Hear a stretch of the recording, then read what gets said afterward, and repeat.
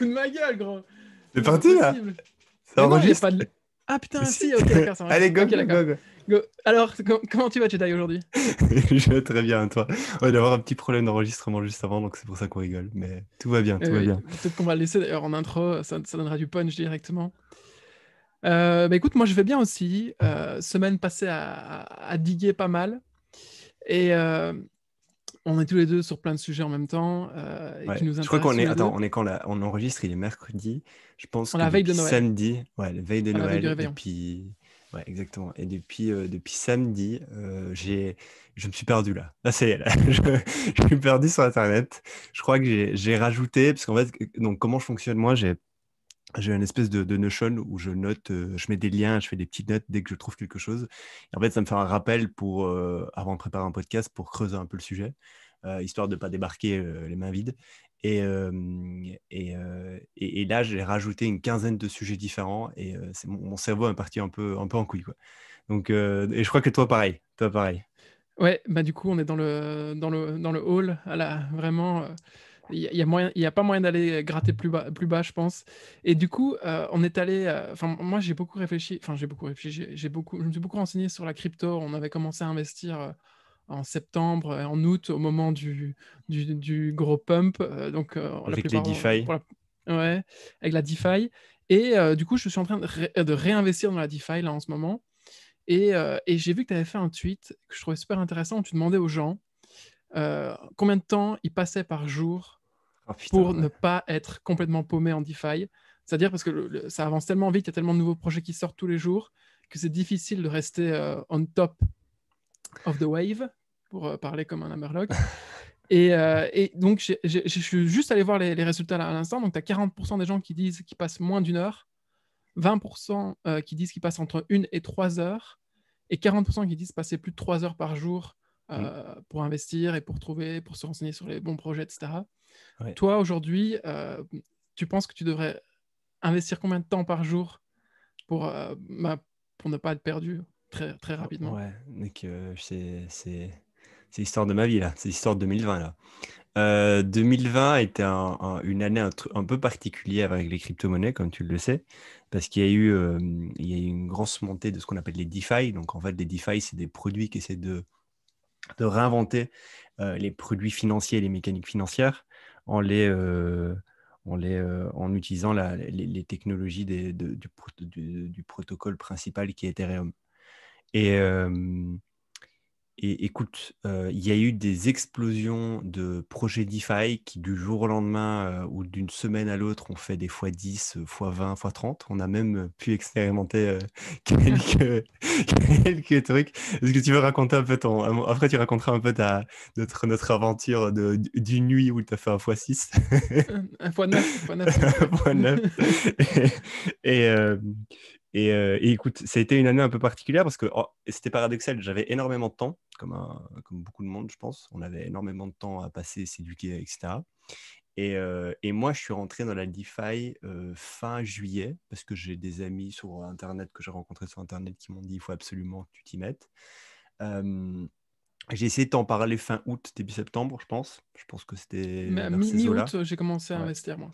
Et écoute, j'ai l'impression que j'ai pas avancé. Pourquoi j'ai l'impression que j'ai pas avancé? Parce qu'en fait, euh, ça va tellement vite. Mais alors qu'on dit que ça va tellement vite, là, ça va vraiment vite. Tu as des dizaines, si pas des centaines de projets qui se lancent par jour. Euh, les, les règles que moi j'ai dans ma tête d'un projet entrepreneurial ne s'appliquent pas dans ce cas-là, j'ai Mhm. l'impression, en fait.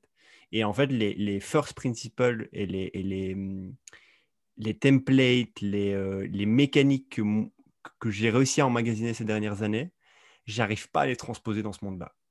Et de ce fait-là, je me trouve très souvent avec des contradictions sur mes prises de décision parce que je n'arrive pas à réfléchir. Tu vois, je suis pas dans ma bulle, je suis pas dans mon spot de confort. Et du coup, bah, j'essaie de réfléchir comme je réfléchirais d'habitude et ça marche pas en fait. Je me rends compte que ça marche pas. C'est pas comme ça qu'il faut réfléchir. Parce que ça va beaucoup, beaucoup, beaucoup plus vite que ce qu'on le sait. Parce que les règles de base d'un projet entrepreneurial sur la viabilité d'un projet entrepreneurial ne s'appliquent pas ici. Et parce que et en fait, il y a plein de paramètres qui jouent là-dessus. Il y a l'anonymat de la plupart de ces projets-là. Tu ne sais pas qui sont les fondateurs. Quand tu le sais, vu qu'on ne connaît pas trop cet écosystème-là, on n'arrive pas à mettre un point et un trust dessus. Tu te rends compte qu'in fine, la viabilité du produit, qui n'est peut-être pas viable day one, est presque totalement décorrélée de la valeur du token qu'il y est. Et ça, c'est pas... Enfin, c'est pas compréhensible dans le monde dans lequel on évolue, quoi.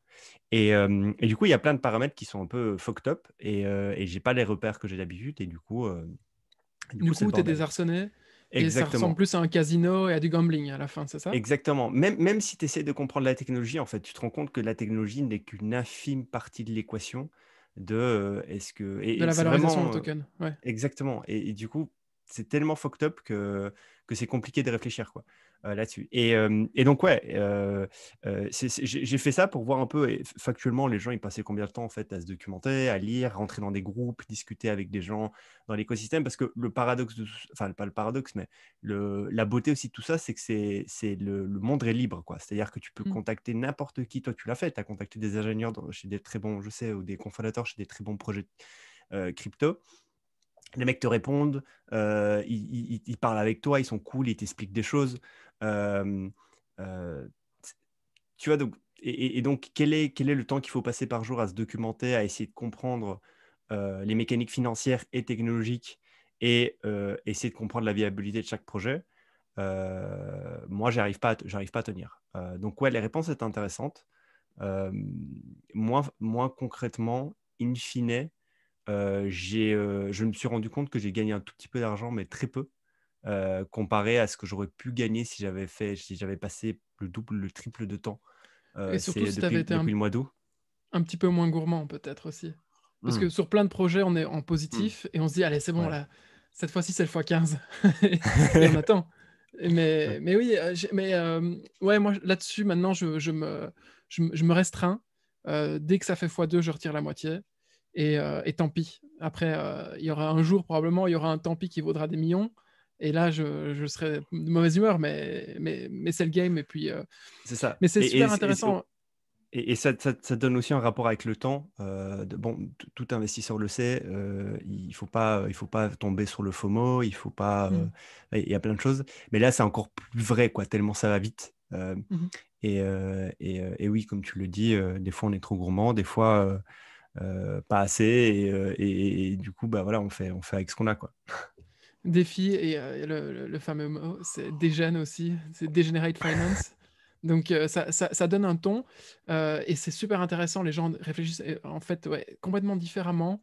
Tu peux vraiment sur Twitter DM quelqu'un qui te réponde. Moi, ça m'est arrivé par exemple avec le directeur of engineering chez Dharma. Euh, vous vous renseignerez, c'est une boîte en gros qui agrège des crypto-monnaies, qui les achète pour toi, vraiment, mais spécialisé dans la défi. Enfin, qui les achète pour toi via eux, tu peux en acheter sur une app mobile. Et les gars te répondent, les gars t'envoient d'autres sources. Il y a des mecs qui disparaissent avec des tokens. C'est le cas de OXMaki, je pense, c'est ça. Hein. Ouais. Je sais pas si c'est OXMaki ou Non, je Sushi. pense pas que Enfin, c'est lui, c'est le le mec de token, c'était Sushi, ouais. Sushi. Mais je pense que Ouais, son blast sur Twitter, c'était OXMaki, enfin, je sais plus. ouais. Mais c'est super intéressant. Un autre paradigme, mais qui probablement va prendre énormément d'importance dans les années à venir. Moi, j'ai 20% de mon patrimoine qui est alloué à la crypto là, actuellement. Alors, c'est pas un patrimoine énorme, mais en termes de pourcentage, je trouve ça fait peur en fait de se rendre compte que, en fait, C'est chaud, l'air de hein. rien, j'y vais vite quoi. Et C'est donc chaud. voilà. Et donc voilà, bon, tu as un truc concret dont on peut parler là, avec, qui ressemble un peu plus à notre train-train Non, mais même ça, quotidien. juste pour continuer là-dessus, j'ai vu un tweet de Naval Ravikant ce week-end, je pense je sais pas si Ouais, tu parce l'as que vu lui, aussi. Et ouais, lui, il est à fond dans la crypto. Et donc, il y avait et dans la quelqu'un qui avait défi. tweeté, je sais plus trop ce qu'il avait tweeté, ce que la personne avait tweeté. Et, euh, et en gros, il disait s'il y avait un topic, un sujet sur lequel digue les 10 prochaines années, pour vraiment. En fait, il disait c'est quoi les sujets qui vont me permettre de devenir millionnaire enfin, très vite, on se comprend, 5 10 ans. Et je crois que c'était ça le tweet, je ne sais plus exactement. Et en gros, il répondait pour dire, en tout cas là maintenant, si je devais prendre un bet, c'est le défi. Et c'est intéressant parce que je parlais avec un autre mec que j'aimerais bien voir sur le podcast qui s'appelle Alex, qui est un jeune Français qui vit à San Francisco maintenant, qui est une machine sur Twitter et qui est en train de faire sa place dans cet écosystème-là. Et il se fait vraiment une jolie place dans cet écosystème-là avec des concepts un peu particuliers autour des Les NFT. NFT. On en parlera aussi dans un podcast peut-être. On peut même en parler ici, il n'y a pas de problème. Euh, et, euh, et lui, il me disait, je l'avais eu, je parlais avec lui, il me disait, je crois qu'il a 24-25 ans, je ne suis pas sûr, mais il a notre âge, Il est un très peu jeune, plus ou ouais. moins. Enfin, il a Ouais, l'air jeune en tout cas. ouais. Et il disait, je lui dis pourquoi tu as choisi d'aller dans ce sujet-là. Il n'est pas technique, pas ingénieur, je crois qu'il bidouille des trucs, mais voilà. Et je lui dis, mais pourquoi tu as décidé d'aller là-dedans? Il m'a dit, écoute, j'ai dû choisir un sujet sur lequel je devais me consacrer les 10 prochaines années. Et si je le faisais bien et de façon assez intense, je peux réellement être riche. Et ce sujet-là, c'est celui, selon moi, qui me paraît le plus évident. Et donc, je dédie tout à ça. Et donc, toute sa vie s'est tournée là-dessus. Je crois que presque 100% de son patrimoine est en Ethereum. Alors, je ne connais pas la taille de son patrimoine, mais en tout cas, 100% en Ethereum. Donc, il prend un gros bet. Quand tu fais ça, quand tu mets toute ta thune dans une crypto et tu dis, tu sais quoi, pour moi, c'est comme ça que l'avenir, c'est comme ça que je vois l'avenir, c'est bold, quoi. Et à tes risques et périls, évidemment. Mais du coup, voilà. Voilà. Tu veux que je parle d'un sujet avec Ouais, plaisir? vas-y, lance-toi.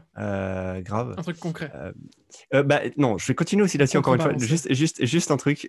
Non, justement, et là, pour le coup, ça va être vachement concret.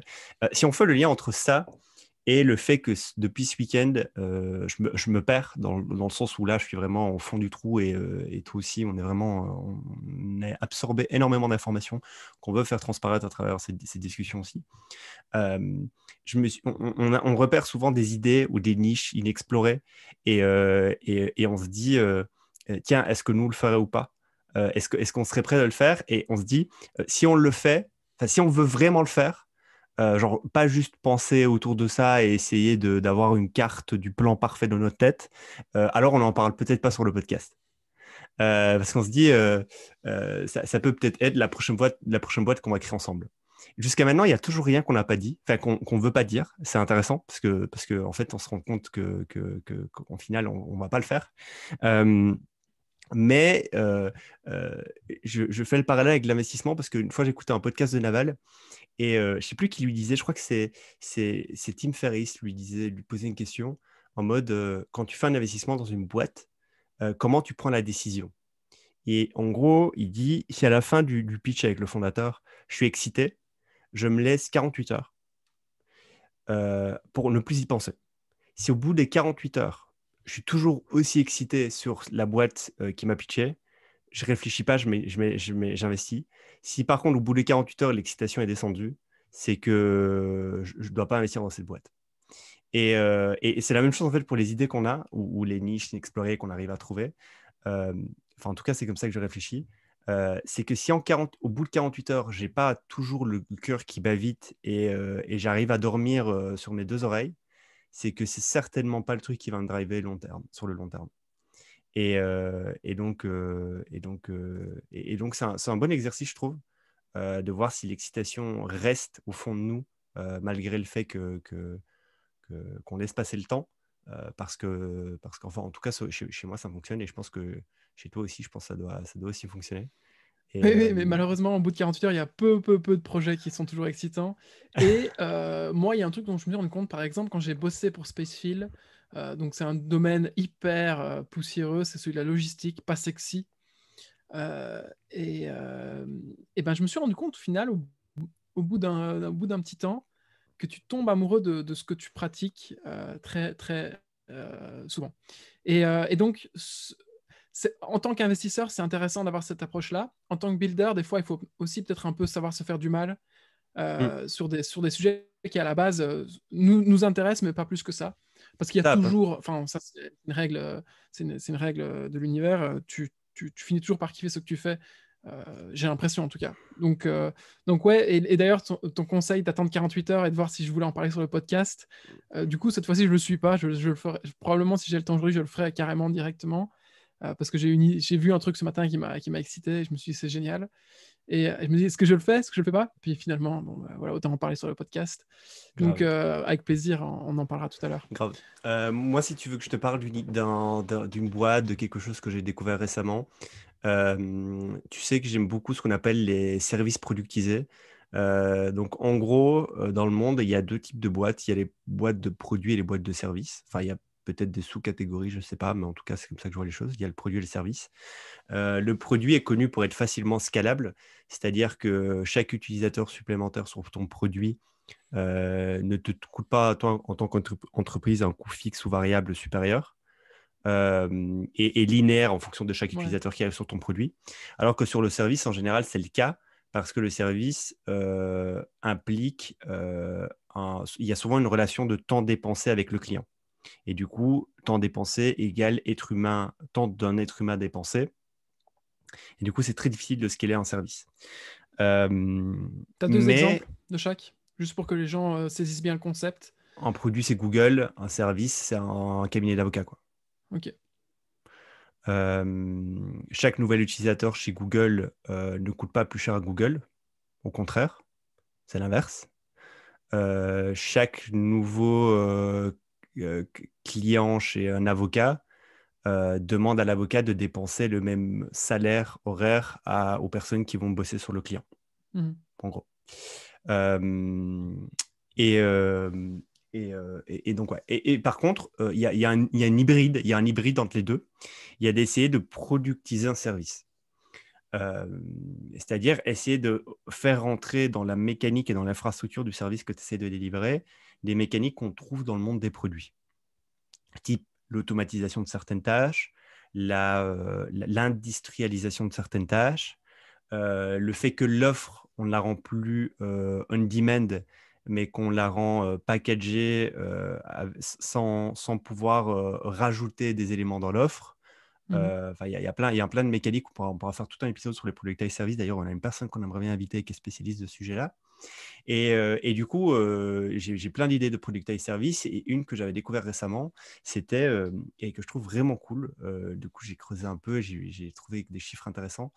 Euh, c'est un productized service qui te dessine en tant que dessin animé. Donc, ça veut dire que toi, François, si tu veux avoir une photo de toi en Simpson, tu vas sur le site, tu les payes, je crois que c'est 50 euros, et tu leur envoies une photo, il te dessine François en Simpson. Et en fait, il y a la même chose pour tous les dessins animés. Il y a les Simpsons, Rick et Morty, Dragon Ball Z, etc. etc. Et j'ai trouvé un tas de sites qui te permettent de te dessiner en tant que Simpson, en tant que Rick et Morty, etc. etc. Avec des tarifs différents. Il y a une seule personne sur la photo, il y a un background spécifique, avec des upsells en mode si tu veux un autre background, tu dois payer plus cher. Si tu veux rajouter une personne, tu payes plus cher. Si tu veux rajouter un animal, genre ton chien, ça coûte moins cher que rajouter une personne. Donc ça c'est drôle. Un exemple là que j'ai d'une boîte s'appelle makemeyellow.co, qui est spécialisée dans les Simpsons. Et je me suis dit, putain, c'est intéressant. Et comment ils font, elle vient d'où la main-d'œuvre de ces boîtes-là? J'étais sur Fiverr et du coup, j'ai tapé Draw me as a Simpson, as a Dragon Ball Z. Et tu te rends compte qu'il y a des pays dans le monde où la main-d'œuvre est pas énorme et où le métier de dessiner quelqu'un est apparemment assez bien foutu. Type en Indonésie, tu as beaucoup de personnes en Indonésie qui sont prêtes sur Fiverr à te dessiner en tant que Simpson, en tant que Rick et Morty, etc., etc., pour quelques dizaines d'euros. Et du coup, je vois très bien ce qu'elles font, ces boîtes-là. Elles proposent cette offre-là et derrière, elles outsourcent dans des pays où la main-d'œuvre est vachement moins chère. On avait, C'est quoi le tu te ratio de souviens? différence, la différence entre, du coup, Ben, en c'est gros, comment j'ai tu... trouvé sur ces sites-là, tu arrives Fiverr, ouais. sur Fiverr, t'as un mec qui peut te dessiner pour 15 euros.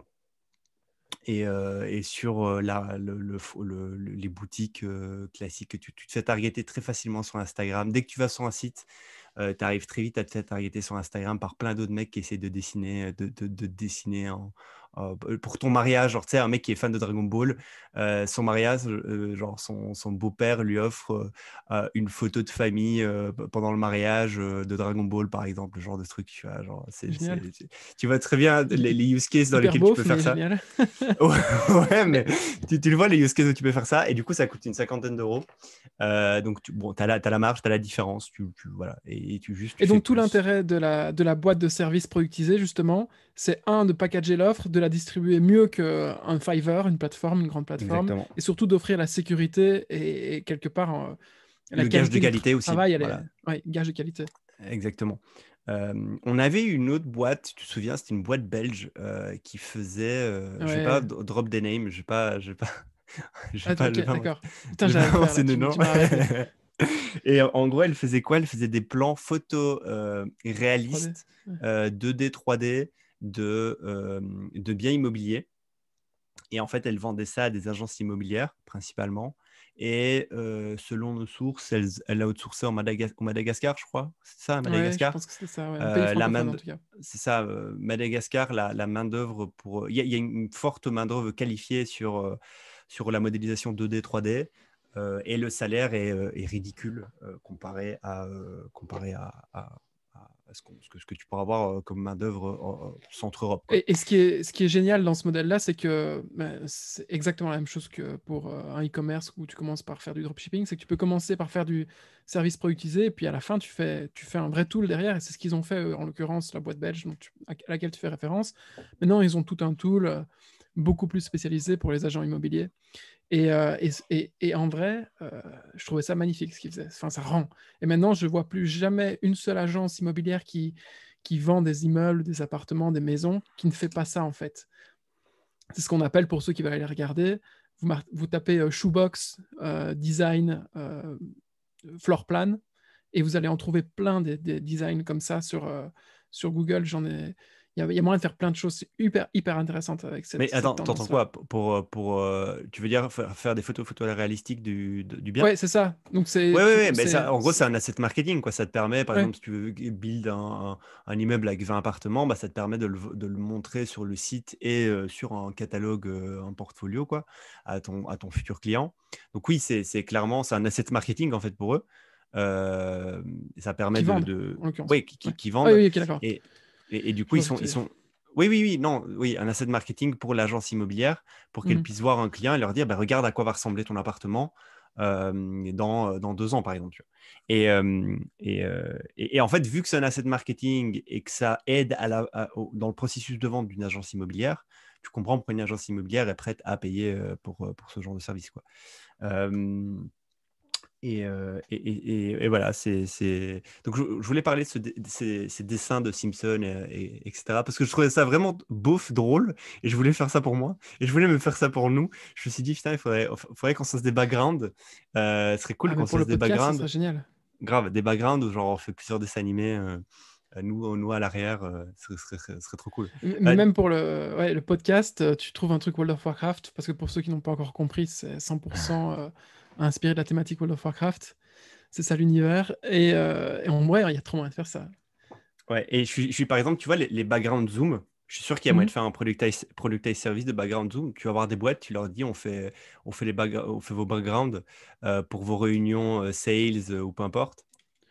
Ah oui, Je suis sûr qu'il y a t'imagines quoi? moyen. T'es un sales, t'es un commercial dans une boîte, t'arrives dans une réunion, tu dois closer un client de ouf, et dans le background, il y a un truc qui met en valeur ta boîte, mais pas en mode vraiment la tagline débile de la boîte, non, ça on en a rien à foutre. Vraiment un truc un peu recherché, ouais, il y a moyen de faire des trucs Il y a moyen de faire des trucs, hein. hyper classe. Grave, grave, grave. Donc ça comme ça, un petit productize service cadeau. Ça peut être cool. Donc voilà, juste, tu vois, rien de bien folichon. Juste, je trouvais c'était cool ce productize service et surtout le concept de pouvoir scaler un service. Et j'ai vraiment envie de faire un épisode qui est dédié à ça. Alors, on a un peu du mal parce qu'on saute de sujet en sujet. Je pense qu'on fera un épisode dédié vraiment à ça parce que c'est intéressant comme sujet et le modèle est intéressant. Et j'aimerais avoir Robin qui Mhm. est spécialiste de ce sujet-là Avec avec nous plaisir, sur, hein. sur le D'ailleurs, il est podcast. belge, donc c'est D'ailleurs, bienvenue sur le big up, podcast. big up, big up, big up. Vas-y, t'as un truc là que tu veux me balancer? Ouais, alors, j'ai une question pour toi. Vas-y, bois vite ton petit coup. Vas-y. T'as combien de noms de domaines? Donne-moi le Euh, chiffre je réel. pense que, ouais, j'en ai genre 30 Ok, quand même. et sur les 30, on a combien qui sont en ligne En ligne, ça veut avec un vrai dire? site web? Donc, c'est-à-dire que tu as propulsé sur Internet? Que j'ai probé deux peut-être. Ok, Mais moi c'est c'est parce que je génial. les ai achetés en tant qu'investisseur. Mais au final, je les ai jamais vendus, quoi. Mais ouais. Ok, d'accord. Bah, moi, par exemple, pour mon cas, j'ai acheté 15 noms de domaine dans toute ma vie. Et sur les 15, là, il y en a 4 ou 5 qui sont en ligne. Et le reste dort et ne sert strictement à rien. Et donc, aujourd'hui, en me baladant sur Hacker News, une fois de plus, pour ceux qui ne connaissent pas Hacker News, allez voir dans les premiers épisodes, j'en parle tout le temps. euh, je suis tombé sur un thread qui parle des One Person Business, One Person Company. Et je suis tombé sur un type qui présentait ces deux nouveaux produits. Et dans un de ces nouveaux produits m'a directement convaincu. En fait, il propose pour un prix fixe par mois de prendre tes noms de domaine et à la place qu'il n'y ait absolument rien sur Internet lié au nom de domaine, de mettre du contenu agrégé sur Internet. Donc typiquement, tu es fan de boulangerie et tu as je fais mon pain tous les jours.com. Ben à la place d'avoir je fais mon pain tous les jours.com, qui était à la base un side business que tu voulais lancer, que tu n'as jamais lancé, parce que c'est comme la plupart des side business, ils meurent tous avant d'avoir vu le jour. Eh ben, tu sais quoi? Mets-le, tu passes par un service pour 5 dollars par mois. Eh ben, nous, on agrège du contenu sur ton site web.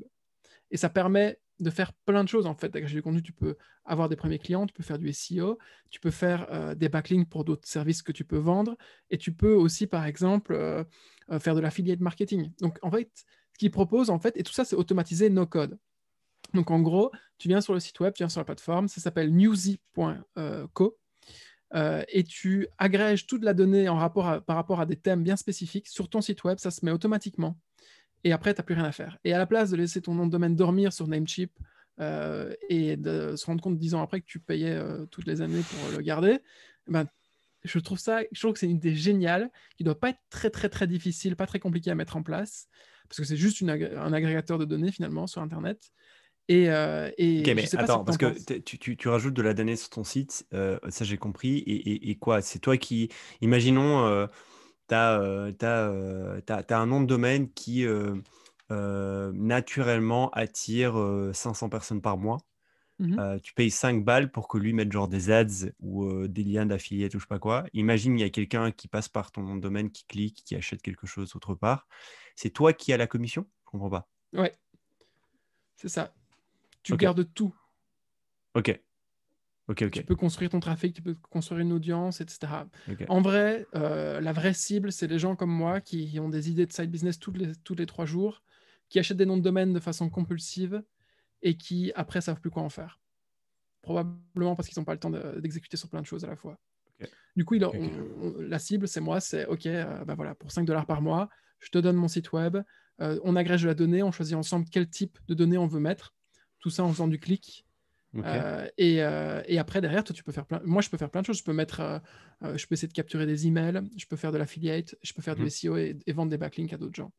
Et Ok, je trouve que c'est trop malin. ok, ok, ok. Je connais T'en des penses personnes quoi? qui ont beaucoup de noms de domaine. Non, je pense que c'est cool. Après, techniquement, je vois pas comment tu retraques tout derrière, comment tu sais qu'il y a une vente et qu'en fait elle vient. Mais Enfin, ça, c'est le problème de tous les affiliates, hein.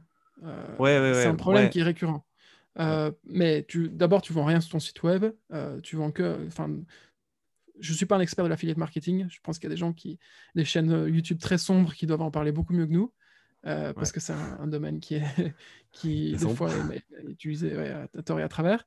Euh, mais, euh, mais oui, en gros, tu mets un lien avec un ref dedans, et puis ensuite, le ref, Ouais, ouais. la Non, plupart mais du temps, en fait, je vois bien l'affiliate, il est comment. négocié à l'avance, hein, donc voilà. Ok. Ou Ça doit quand même automatiquement, être c'est du comme coup ça. des noms de domaine qui drivent du trafic naturellement, de par leur nom, Bah, c'est pour le des noms coup. de domaine de niche la plupart du temps, en effet. Ouais, ok.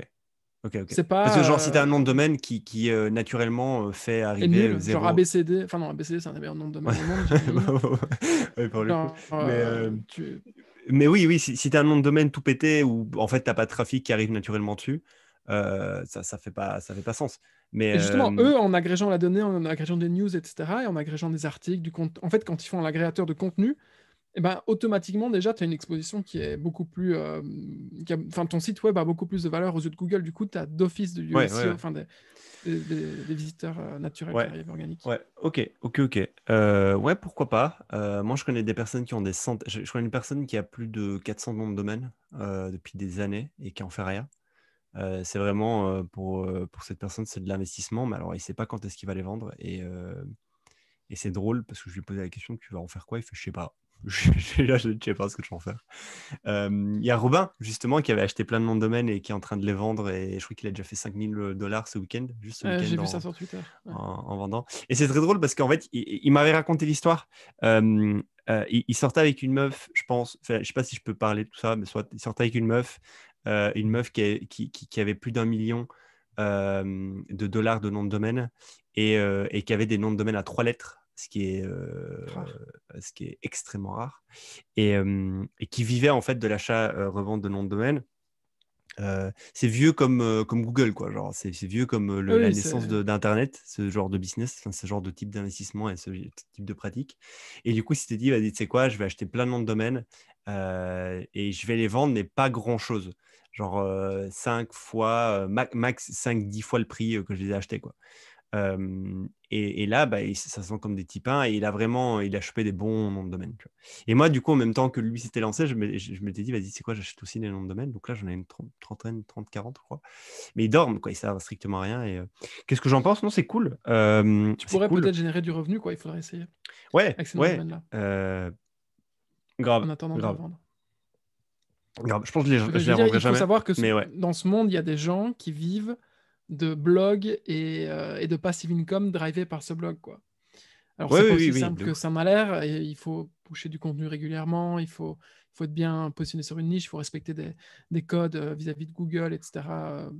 Donc, c'est pas simple, mais c'est faisable et relativement faisable. Et cette plateforme, en fait, c'est en gros pour moi ce qui te permet d'aller plus vite tester cette idée-là, je trouve. Et c'est pas cher. Et du Grave, coup, c'est un grave. prix dégressif. Plus tu as de noms de domaine, moins ça te coûte cher. Je pense que quand tu as plus de 50 noms de domaine ou plus à hoster avec la plateforme, ça te coûte moins de 30-40 centimes le nom de domaine par mois. Donc Ok, voilà, c'est ok. potentiellement très lucratif aussi. Donc Grave, voilà, c'était grave, grave. mon drop. Cool, cool, cool. Non, c'est intéressant, c'est intéressant. À toi, vas-y. Toi, t'as des noms de domaine, mais qu'est-ce que c'est des noms de domaine liés à quoi? Genre, t'as des exemples là? Ouais, alors moi, à chaque fois que je lance un nom de. Enfin, dans toute ma vie, j'ai toujours voulu lancer très régulièrement des side hustle, des side business. Et donc, au fur et à mesure, j'ai accumulé des petits noms de domaine. Alors, il y a des noms de domaine, par exemple, le nom de domaine de mon site web perso, c'est soliton.is. Un soliton, c'est un mouvement de vague non linéaire qui n'est pas dispersé Je dans savais le pas. temps. Je me demandais ça veut dire quoi, mais ok. Ouais, voilà. Ok. Et donc, c'est un clin d'œil par rapport à des trucs perso. Et donc, voilà, j'accumule les noms de domaine. Par exemple, sur FarmSpot, on a acheté FarmSpot, on a acheté 2 FarmSpot. Et en fait, très rapidement, en fait, quand tu réfléchis comme ça, t'atteins un certain nombre de noms de domaine, quoi. Ouais, de ouf. Les J'ai variantes des voulu noms de lancer une domaine, c'est boulangerie. déjà fort. Enfin, ouais, j'ai voulu lancer une boulangerie online à un moment. Donc, j'ai aussi des noms de domaine en rapport avec la boulangerie. Donc, il y a moyen de faire plein de choses aussi. Mais il faut réfléchir en mode niche, hein. Là, Ouais, c'est ce ouais. que la plupart des gens font. Moi, je voulais acheter des noms de domaine liés avec la crypto. J'ai acheté genre Crypto Holder, Crypt Hodler. Ah, pas mal. J'ai acheté I'm a Crypto. Euh, et j'ai quelques noms comme ça drôles liés avec la crypto. Crypto Drake. Je sais pas pourquoi j'ai acheté ça. Me demande Ah, pas. j'ai un pote qui a acheté des noms de domaine par rapport à Instar. Comment j'ai oublié le nom du type. C'est pas ASAP Rocky, c'est un autre Ok. rappeur Il est pas assez américain. star du coup, vu que tu connais pas. Si, c'est un des meilleurs, mais bien sûr, je peux pas faire de name dropping, je le connais plus. J'ai oublié son nom. Ok, Mais il ok, se ok. reconnaîtra en écoutant le podcast. Donc vas-y, allez, next Cool, sujet. ouais, ouais, ouais. Écoute, c'est aussi, c'est un peu, c'est drôle. J'étais en train de jouer à un jeu vidéo il y a quelques semaines, mois même peut-être, je sais pas. C'était pendant l'été, je pense. Et, euh, et j'ai un mec, je suis sur Discord, donc Discord, c'est l'outil pour communiquer avec d'autres joueurs. Et je me fais souvent spammer par euh, des projets crypto fumeux, des scams ou quoi, en message privé en Hmm. mode viens nous rejoindre, super opportunité, pré-lancement, je sais pas quoi. Donc évidemment, je lis jamais. Et puis là, je reçois un message, tiens, je lis. Et c'est un mec qui me dit j'ai vu que tu étais dans un Discord de FIFA, donc le jeu FIFA. J'ai vu que tu étais dans un Discord FIFA et en fait, j'ai développé un outil qui te permet de gagner du temps et de l'argent tous les mois sur FIFA FUT Online. Je fais putain, c'est quoi ce truc? Je clique dessus et en gros, je tombe sur un site qui s'appelle Futstock, FUT, .co. Et en gros, il faut que je sais pas, tu connais FIFA, tu sais comment ça marche, Non, mais le si truc tu avec les m'expliques, ça va pas me boosters. parler Je trop. crois que dans le dernier épisode, je crois que je t'en avais parlé, mais en gros, quand tu démarres le FIFA Online, t'as pas tous les joueurs de suite. Tu dois acheter avec de l'argent réel ou des monnaies in-game, mais les monnaies in-game montent très lentement. Sinon, il faut que tu passes par le cash shop. Tu peux acheter des coins qui te permettent d'acheter des boosters. Tu ouvres les boosters, dedans, tu as les cartes des joueurs d'une certaine qualité et en fait, tu peux rajouter ces joueurs dans ton équipe et du coup, ton équipe, elle est meilleure et tu peux défoncer les mecs online parce que ton équipe elle est meilleure. Si tu as du skill qui va avec, bien évidemment. Et, euh, et en gros, ce qui se passe, c'est que tu as beaucoup de personnes pour générer des monnaies in-game. Ce qu'elles font, c'est qu'elles font de l'achat-revente de joueurs parce qu'en fait, il y a un marché, il y a un hôtel des ventes des cartes où il y a des gens qui vendent et qui rachètent. Et en fait, tu peux faire de la, de l'arbitrage sur ce marché-là et en gros Hmm. acheter très vite à 100, revendre très vite à 105 et faire 5 de commission. Et tu fais ça en boucle. Tu fais ça en boucle. Et il y a des joueurs qui passent, il y a même des streams où il y a des joueurs qui passent des heures et des heures et des heures et des heures à faire que ça pour faire monter leur portefeuille et après ils vont racheter des joueurs. Tu vois. Donc par exemple, il y a un joueur qui vaut, je sais pas moi, 10 millions. Ils n'ont pas les 10 millions. Ce qu'ils font, c'est qu'ils font de l'achat-revente en permanence pour vite avoir les 10 millions et pour ensuite acheter le gros joueur qu'ils voulaient acheter. Et de cette problématique-là, le mec, il a développé un bot qui te permet de faire ça automatiquement sans toi le faire, quoi. Et Classique, en ok. gros, tu payes un abonnement mensuel et tu as accès à un bot qui fait de l'achat-revente à ta place.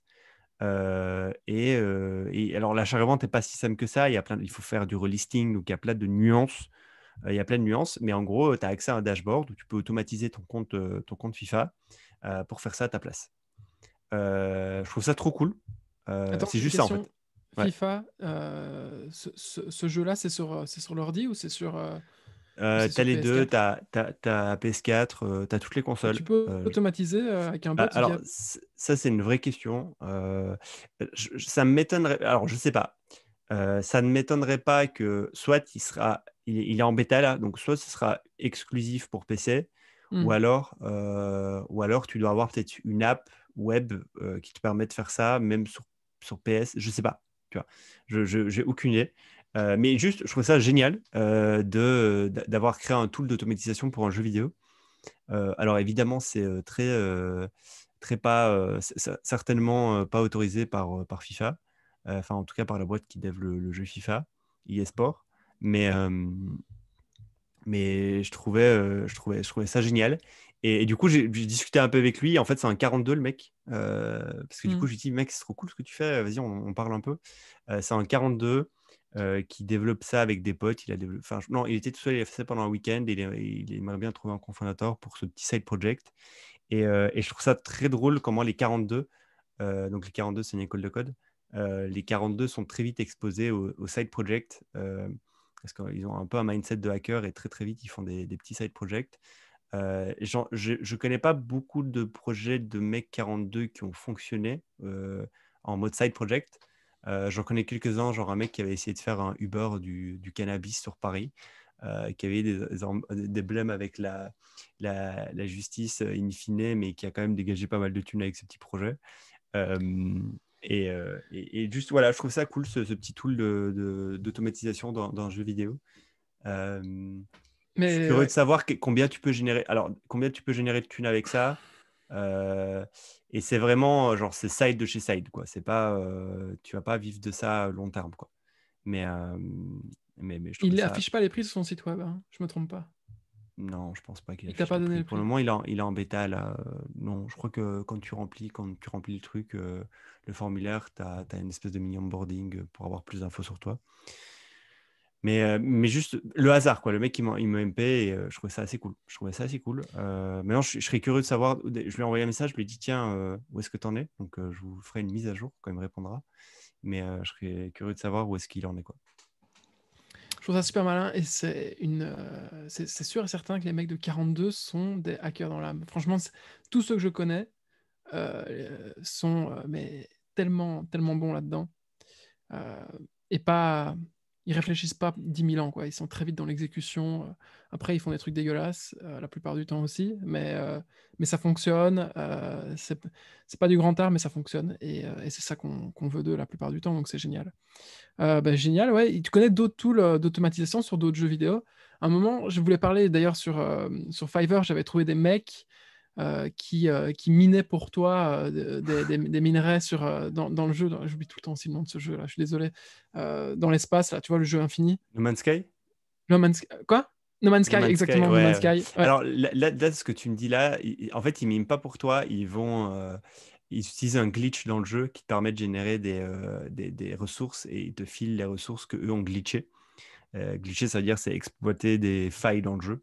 Mhm. Donc c'est dans ton cas, c'était ça. Donc oui, les tools d'automatisation dans les jeux, bah, écoute, moi j'en ai utilisé. C'était mon premier business, mon vrai premier business quand j'avais 15 ans.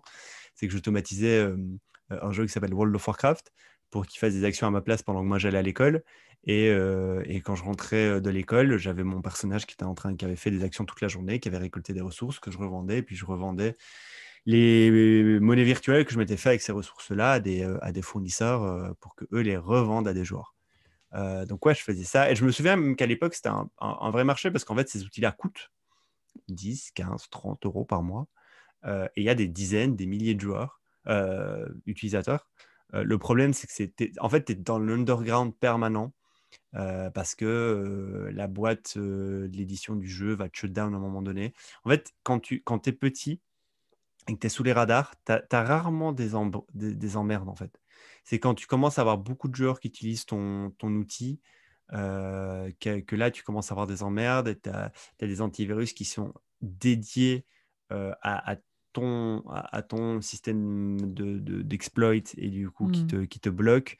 Et après, il y a quelqu'un qui te repère dans la boîte et t'envoie une lettre et te dit t'arrêtes tout de suite ou bien tu as des emmerdes, quoi. Et donc, en général, la personne abandonne, quoi.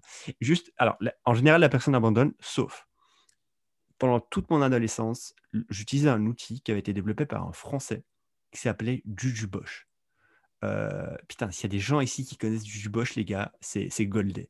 C'est un mec, je ne le connais pas du tout, je ne sais pas quel type, c'est un Français qui développait des bots, en fait, qui a adoré exploit les jeux vidéo, surtout les MMORPG. Donc, je crois qu'il avait fait du Diablo et plus du World of Warcraft, et développait des bots qui permettaient d'automatiser des actions sur World of Warcraft. Et dans tous les forums, le mec s'appelait Jujubosh, un truc comme ça, Jujubosh. Je sais que c'est en français et je sais qu'aujourd'hui, il vit au Canada, je crois. Je crois qu'il vit au Canada avec sa meuf et il travaille pour une boîte de jeux vidéo, une grosse boîte de jeux vidéo, je sais pas laquelle. Ça m'étonnerait pas que ce soit Ubisoft, sans déconner. Et, euh, et, et en fait, pendant toute mon adolescence, ce mec-là, je le voyais partout. Il se faisait striker par les jeux vidéo. Donc, il recevait des lettres en mode mise en demeure, etc. Et il faisait un shutdown et puis il relançait sur un autre nom et il persévérait, quoi, le mec. Il n'arrêtait pas, tu vois. Et je lisais tous ses posts sur les blogs en mode, ouais, les gars, on va pas abandonner, on va continuer, etc. Et alors, je me souviens que, genre, il y a 3 4 ans d'ici, quand j'étais gosse, je l'avais ajouté sur les réseaux sociaux, ce mec. Et je vois un post de sa part, il m'avait accepté, alors je sais pas pourquoi, je vois un post de sa part en mode ouais, je pars au Canada, à Montréal avec ma meuf, je vais bosser chez, je crois que c'est Ubisoft, genre si je dis pas de conneries, à valider. Et je me suis dit, putain, euh, c'est drôle. Tu vois, genre, tu dis, le mec, ça a été le pirate des jeux pendant X années, et maintenant il se retrouve à bosser pour une boîte de prod de jeux, et Bien c'est sûr. normal en fait. Mhm. C'est évident, tu vois. Et ça fait sens, ça fait sens. Et du coup, Moi, je me voilà, rappelle très bien aussi de ça avec les serveurs privés qui se faisaient shutdown aussi par Blizzard. Et du coup, on allait sur le site web, sur le forum, et tout le monde disait ouais, non, il faut changer ce patch-là. Ok, d'accord. Et du coup, tu changeais dans ton. C'était génial. C'était vraiment une bonne époque. Et je sais plus qui en parlait la dernière fois. La, la distribution de l'info était complètement différente. Euh, En fait, tu devais chercher pour avoir l'information. Et une fois. Enfin, ça sautait pas aux yeux, quoi. Et je trouve qu'il y a quelque chose qu'on a perdu à ce niveau-là. Alors après, je vais pas faire le vieux le vieux de l'Internet, parce que j'ai que 27 ans, tu vois, mais il y a quand même un truc qui a un peu changé à ce niveau-là. Tu trouves encore plein de choses sur les forums, mais plus personne lit les forums aujourd'hui, à part les diggers comme nous qui se perdent des fois un peu par hasard. Grave, Ok, grave, bah, grave. bonne. D'ailleurs, je pense Cool. qu'il y a un épisode où on va peut-être parler un petit peu de World of Warcraft, parce que toi, tu as pas mal d'infos là-dessus. D'ailleurs, niveau serveur privé, je trouve que ce serait intéressant d'en parler si on peut. Ouais, ouais, je pense. Je peux pas tout dire, mais il y a des choses Hmm. que je peux dire. Je sais pas si tu veux qu'on en parle maintenant, mais brièvement Ouais, ou une ouais, autre why not? fois. Tant qu'on y Ouais, est. ouais, on peut. Vas-y. Juste, donc, comme vous le savez, sur des jeux vidéo MMORPG, il y a des serveurs publics, et puis il y a des gens qui sont pas contents du jeu public, et du coup, ils créent des copies qui s'appellent des serveurs privés, qui sont très souvent dans l'illégalité. Tout le temps, d'ailleurs. Euh, Ouais. Et très souvent, ces serveurs privés ressemblent fortement aux serveurs publics. Il y a des gens qui s'amusent à modder. Modder, ça veut dire à modifier certains éléments de ce jeu pour essayer de créer une expérience différente que le jeu officiel. Et il s'avère qu'il y a quelques temps, j'ai découvert un serveur qui a carrément modé le jeu de World of Warcraft, mais d'une façon très, très, très Radical. flagrante et radicale. Mhm. Et donc, moi, un grand joueur de World of Warcraft, j'ai testé et je me suis rendu compte que, ah ouais, en fait, je joue dans le même univers, mais je joue à un autre jeu. Avec les mêmes règles de base, mais en fait, toutes les règles adjacentes font que je vis une nouvelle expérience de jeu. Et j'ai grave kiffé. Et en fait, il y a une communauté assez ouf de joueurs qui stick, qui jouent à ce serveur privé. Et je me suis retrouvé par différentes façons à discuter avec eux. Parce que le jeu est en développement permanent. Enfin, ce serveur privé est en développement permanent avec des nouvelles mises à jour, avec des trucs très complexes qui sont mis en place. Et je le vois techniquement que c'est complexe qu'ils mettent en place. Et je me disais, mais c'est pas possible. C'est pas un mec dans sa cave qui fait ça, qui arrive à faire tout ça et avoir autant de joueurs qui jouent et qui sont fans de cette version-là du jeu, c'est pas un mec tout seul dans sa cave. Et du coup, je me suis documenté, j'ai discuté avec des gens qui travaillent là-dessus, et in fine, il s'avère qu'en fait, c'est une boîte qui a plusieurs dizaines d'employés qui sont rémunérés et qui bossent sur cette version modée de ce jeu-là et qui gagnent de l'argent parce qu'il y a un cash shop dans le jeu. Et il s'avère que, je ne veux pas dropper C'est tous les quoi un cash chiffres, shop? mais un cash shop, c'est en gros, il y a des objets dans le jeu que tu peux acheter quoi, contre de l'argent réel. Et il y a plus de 90% des joueurs dans ce serveur qui ont déjà mis la patte dans le portefeuille. Dont moi d'ailleurs. J'ai déjà acheté des trucs, genre, et il s'avère que plus de 90% des joueurs qui atteignent un certain niveau, etc. Donc il y a aussi une mécanique de rétention. Tu vois, il y a toutes les mêmes mécaniques qu'on voit dans les boîtes, dans les jeux vidéo, évidemment. Ce qui est normal, c'est le C'est d'ailleurs les jeux mobile. vidéo qui les ont inventés avant les Exactement, boîtes. Ouais. exactement. Et j'étais, waouh, quoi. Je me suis dit, c'est des mecs, une dizaine, qui bossent, qui sont payés.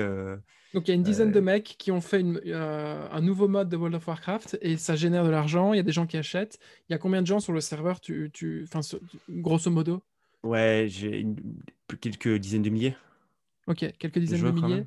Et Ouais. tu sais donner une approximation du revenu que ça génère un Alors, serveur privé comme ça? non, mais en tout cas, moi, j'ai dépensé 20 balles. Il s'avère que moi, je jouais avec des gens, on était une vingtaine. Et dans la vingtaine, tout le monde avait dépensé de l'argent. Et il y avait des personnes, minimum 20 balles. Et il y avait plusieurs personnes qui avaient dépensé plusieurs centaines d'euros. Et donc, je sais Ok, pas. c'est du one time, c'est du... Ouais, c'est du one time, quoi. Mais en fait, c'est du Hmm. one time, mais la mécanique en jeu est faite pour que ce soit pas que du one time, en fait. C'est ça. En fait, tout est bien réfléchi. C'est pour ça que je me suis dit, c'est pas un mec dans sa cave qui a réfléchi ça comme ça. C'est des mecs qui s'y connaissent en psychologie, en psychologie, en game design et en économiquement ont compris comment dans le game design faire en sorte que tu aies besoin de racheter des choses, tu vois. Gaming economics. Exactement. Et donc, en fait, il y a plus d'une dizaine d'employés qui sont payés qui ont salaire mensuel, quoi. Donc, bon, tu peux prendre des... Il doit y avoir des Américains, mais il doit y avoir aussi des mecs dans les pays de l'Est, en Afrique, etc. Mais si tu essaies de faire une moyenne des salaires possibles, tu génères quelques dizaines de milliers de MRR, si pas quelques centaines de milliers, quoi. Et toi, la raison pour laquelle tu ferais pas ça, c'est parce qu'il y a un risque de shutdown du jour au lendemain. Ouais, alors déjà, j'ai pas envie, Tu vis dans la simplement. peur tous les jours.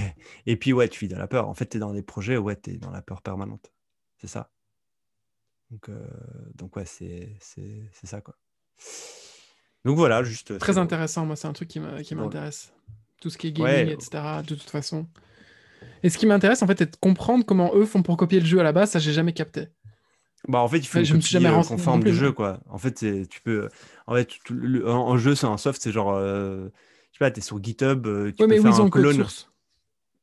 Ça se trouve, en fait. Le code... En fait, tu le télécharges, le code source. Il y a un moment donné, tu as Ok. dû le télécharger pour l'avoir sur ta machine, tu vois. Donc, tu vois. Ah, c'est le code...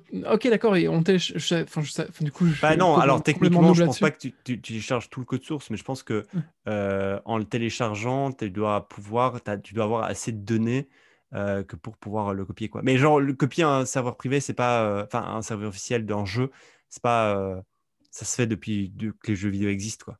C'est Ah, commun. Donc, c'est qu'il doit y avoir une technique commune où tu clones et that's it, quoi, tu vois.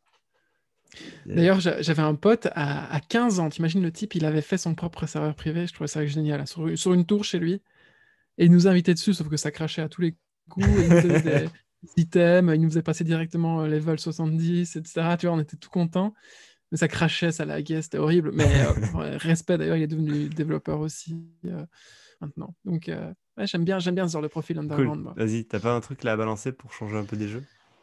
Bah écoute, on est déjà à 54. Non, là, le sujet que je voulais aborder, c'est un peu trop deep pour maintenant. Et j'ai peut-être un truc rapidos. L'autre jour, j'étais au téléphone avec un type pour qui j'ai bossé, et que je respecte énormément. Et on vend tous les deux sur Shopify en ce moment. Et je lui demandais s'il était satisfait de Shopify. D'ailleurs, moi, j'ai rant sur Shopify sur Twitter. Euh, Et je me suis dit, tiens, en fait, s'il y a tant de gens qui commencent un peu à rager sur Spotify, sur Shopify, pardon, c'est pas forcément une raison pour cloner le Donc déjà, tu projet et en penses qu'il faire y a un des gens qui autre. râlent sur Shopify? Ouais, ouais, ouais. Pourquoi? Parce que en gros, Shopify prend un certain montant enfin, en fait, de ce que tu génères. Moi, dans mon cas, c'est je pense que c'est 2 ou 3% plus un prix fixe par mois. Alors, c'est pas énorme, mais quand tu as, un business qui n'est pas en hyper croissance, c'est rageant en fait de voir tous les mois quelque chose qui tombe comme ça. Et la plupart des business dans ce monde ne sont pas non plus en hyper croissance, du coup, voilà. Et donc, je rageais pour ça et j'ai fait la remarque sur Twitter. Il y a des gens qui sont venus me dire, ouais, c'est vrai, moi je ne comprends pas non plus le business model. Probablement qu'un jour ils vont être disruptés, sauf s'ils changent leur pricing. Donc, très, très, très, très classique, tout ce que je suis en Après, train de dire. Tout le monde la valeur la quand même valeur est la valeur extraordinaire. C'est elle pas, est ouais, incroyable quand même. Tu ouais, vois, ouais. moi c'est-à-dire que je C'est suis pas prêt à vraiment la payer question, mais 2%. la barrière Ouais. technologique à l'entrée, elle descend forcément de jour en Ouais. jour, tu vois. Si c'est juste faire un site web sur lequel tu peux mettre dans ton Ouais. panier Mais et c'est pas juste acheter, ça. c'est pas T'en es juste aussi ça. conscient. Ouais, Ouais, c'est t'en es pas juste conscient, ça, je quoi. suis d'accord. Mais voilà. Et du coup, je rageais. Et je rageais avec lui. Il me dit, bah non, moi je trouve que, enfin voilà, je te les paye pas très cher. Ça nous coûte entre 500 et 1000 euros par mois. Voilà. Et je dis là, ok, d'accord. Il me dit, mais par contre, j'ai peur que. Qu'est-ce qui se passe le jour où Shopify est down? Ça nous est arrivé il y a quelques jours, Google était down, etc. Je ne sais pas combien d'argent est généré sur Internet toutes les secondes et combien de pourcentage de cet argent est généré via Shopify, mais ça doit être quand même une petite partie.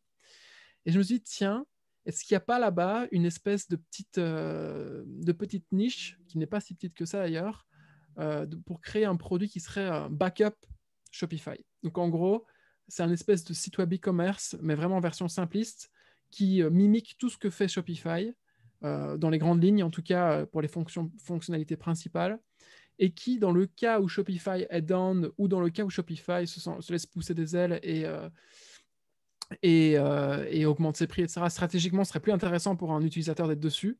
Et en fait, ne serait-ce que pour pouvoir gueuler, en fait, pour pouvoir être indépendant, je me demande s'il n'y a pas de la place pour faire un espèce de backup Shopify. Ok. Voilà, c'est intéressant. Moi là, surtout, je pense pas le coup de je suis plus content de Shopify, c'est quoi, je cut, mais j'ai un backup immédiat. Ce use case, je le vois pas et pour moi, il fait pas sens. Par contre, le use case, Oui, mais attends, mais imagine. toute ta vie repose pas sur Shopify. Il y a des gens sur cette terre qui toute leur vie repose sur Shopify. Si Ouais, Shopify cut ouais, du jour au je vois. lendemain, leur Mais, business c'est fini. mais donc, je vois pas Et pourquoi ça il prend du faudrait temps de faire avoir une un. migration. Ouais. Par contre, ce que pour moi ce qui fait sens là, c'est le backup si jamais il y a un problème Shopify ou un problème Internet. Ça, je le vois. Je vois une API qui va pinguer en permanence Shopify et dès qu'il voit que Shopify est down, ça te lance un backup d'une plateforme e-commerce très simpliste, mais qui est hébergée autre part. Mm. Ça, pour le coup, moi, ça fait sens. Ça fait sens. Parce qu'en fait, cette année, je ne sais pas combien de down on a eu de Shopify. Il y en a peut-être eu. J'aimerais bien avoir les chiffres. Je ne sais pas si on a les chiffres. Tu dois pouvoir trouver combien de fois Shopify est tombé down. Mais je sais qu'en tout cas, dès que Shopify tombe down, Twitter s'enflamme. Parce qu'il y a des gens vraiment qui génèrent des millions sur Shopify. Ils disent, les gars, wake up. Et, et je suis sûr que tu peux vendre une espèce d'assurance une espèce de produit assurance Mhm. à des grandes entreprises qui font genre plus de 100 millions par an, plus de 100 millions par an, et leur dire, moi, j'ai quelque chose qui peut prendre le backup, enfin, qui peut faire office de backup dès que Shopify est down. Imagine, tu génères, je sais pas moi, euh, 20 K-sales par jour, et que chaque minute te coûte, je sais pas moi, 1000 balles, enfin, le calcul n'est pas bon, mais tu as capté. Ouais. Imagine que chaque minute, tu génères 1000 balles en ligne et que Shopify est down pendant une matinée, bah, fais le calcul. Et ben, en fait, moi, derrière, je peux te vendre un tool qui fait le backup. Donc, en fait, c'est une assurance qui sera utile que 5 fois l'année, mais les 5 fois l'année, elles vont valoir le coup, quoi. C'est sûr. Après, j'imagine que Shopify en interne, leur équipe DevOps, etc., c'est des trucs qu'ils doivent avoir prévus. Ouais, C'est tellement je sais pas. crucial. Mais ouais, moi j'aime bien l'idée de, ok, non seulement c'est une assurance en cas de down, même temporaire, c'est surtout une assurance en cas de, ok, du jour au lendemain, pour X ou Y raison, je dois move de la plateforme. Je préfère avoir un backup qui est déjà prêt et sur lequel je peux migrer très rapidement en fait. Alors bien sûr, tu fais pas un business pour avoir un backup dans les cas les plus invraisemblables, tu vois, mais je pense qu'en tant qu'entrepreneur, moi c'est un truc qui me ferait En tout cas, chier un d'essayer produit de ça. concurrent à Shopify, c'est sûr. Globalement, juste qu'un concurrent Shopify qui peut délivrer la même valeur. euh, mais c'est vrai que les fees de Shopify, j'entends beaucoup de personnes s'en plaindre. On avait vu récemment une personne qui avait cher sa structure de coûts de son e-commerce qui générait quelques centaines de milliers d'euros et qui montrait un peu les fees qui balançaient à Shopify. C'est ouf. Alors, Ah, ça ça fait... peut c'est déconner, hein. Enfin, c'est assez. Enfin, c'est beaucoup. Après, la plus-value, elle est énorme, quoi, tu vois. Mais je suis sûr que tu peux avoir demain la plateforme e-commerce 3.0 qui arrive à délivrer la même valeur moins cher et ça arrivera, quoi. Ouais, Après, probablement je qu'elle pense que existe tu peux. déjà Ouais, et qu'on la connaît après, pas. je pense que tu peux segmenter, c'est-à-dire que tu peux essayer de choper une certaine tranche de e-commerçants qui ont besoin de certaines fonctionnalités très spécifiques que peut-être sur laquelle Shopify ne se place pas et du coup essayer de rentrer par cette porte-là. Parce qu'aujourd'hui, il faut y aller pour fighter Shopify, quoi. Il y a C'est sûr. Webflow qui essaye, qui a un Mais module ils ont la même e-commerce structure de maintenant. coût, hein. Ouais, C'est ouais, aussi un pourcentage, etc. ouais. Dis, je veux pas t'interrompre, je veux pas nous interrompre, mais on est à Dis, 1h01. Tu m'as toujours dit qu'au bout de 1 heure, mais ça se coupait. Est-ce que j'ai c'était de toujours menti. l'intox depuis le début? Je sais pas. En fait, quelqu'un m'a dit une fois, oui, tu sais, Zoom, c'est 1 heure. Et j'étais là en mode merde. Du coup, si je dépasse 1 heure, je suis foutu. Mais apparemment pas. Putain, soit on coupe, soit tu On termines. coupe, on va couper. Tu vas faire quoi là, Noël avec la famille? Noël avec la famille, et puis petit départ en janvier. Je vais aller me mettre en remote au soleil, je pense. Je te tiendrai au Cool. courant. Ouais, Les tu nous prochains tiendras. épisodes seront sans doute un peu plus Ton ensoleillés. background sera différent. Ok. Et le prochain épisode, on parlera peut-être de ton background aussi. J'ai envie d'en parler. Là, ça? Un peu de tout. Il y a des choses là qui m'intriguent. On en parlera. Ok. Cool. Bon, je te laisse. Ciao. Merci. Ciao.